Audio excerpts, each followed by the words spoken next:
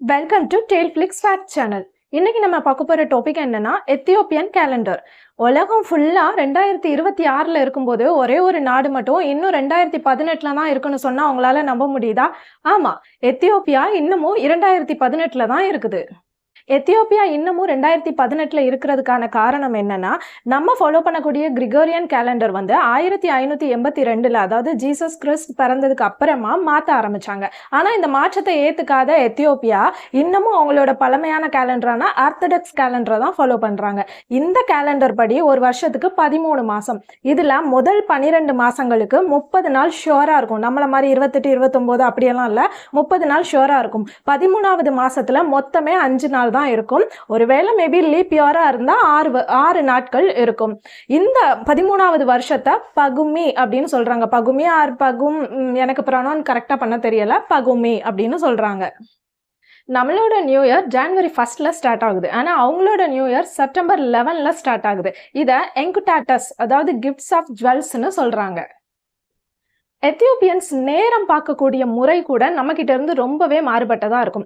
நமக்கு எல்லாமே ராத்திரி 12 மணிக்கு அப்புறம் தான் நம்மளோட மறுநாள் ஸ்டார்ட் ஆகுது. ஆனால் எத்தியோப்பியாவுக்கு காலையில் 6 மணிக்கு தான் அவங்களோட 0 டைமே ஸ்டார்ட் ஆகுது. அதுக்கப்புறம் சூரியன் உதிச்சு 1 மணி நேரம் கழிச்சு தான் அவங்களோட பகல் 1 மணி ஸ்டார்ட் ஆகுது.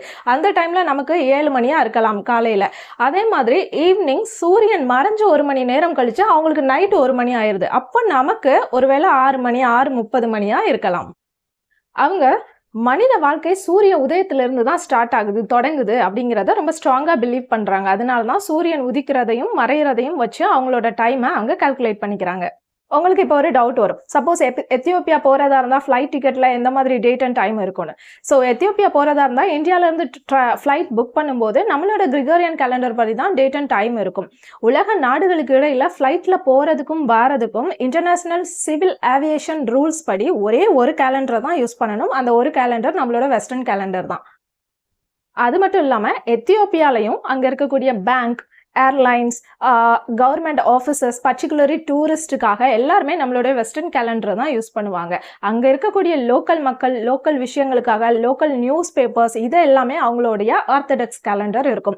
நம்ம தமிழ் கேலண்டர்ஸ் ஏதாவது கல்யாணம் அந்த மாதிரி விஷயங்களுக்கு யூஸ் பண்ணிக்கிறோம்ல, அந்த மாதிரி. அதே மாதிரி எத்தியோப்பியா டைமிங்லையும் நம்மக்கிட்ட இருந்து கிட்டத்தட்ட 2.5 மணி நேரம் பின்தங்கி இருக்காங்க. சப்போஸ் இப்போ ஒரு எக்ஸாம்பிளுக்கு நம்ம ஊரில் காலையில் 10 மணினா எத்தியோப்பியாவில் காலையில் 7:30 மணியாக தான் இருக்கும். ஸோ எத்தியோப்பியா போனால் 2.5 மணி நேரம் பின்னோக்கி போகிறதோட மட்டும் இல்லாமல் கிட்டத்தட்ட 8 வருஷம் பின்னாடி டைம் ட்ராவல் பண்ண ஒரு ஃபீலை கொடுக்கும்.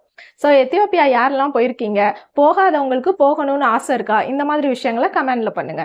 அண்ட் வீடியோ பிடிச்சிருந்தா லைக் பண்ணி, ஷேர் பண்ணி, சப்ஸ்கிரைப் பண்ணிக்கோங்க. நெக்ஸ்ட் வீடியோவில் பார்க்கலாம். தேங்க்யூ.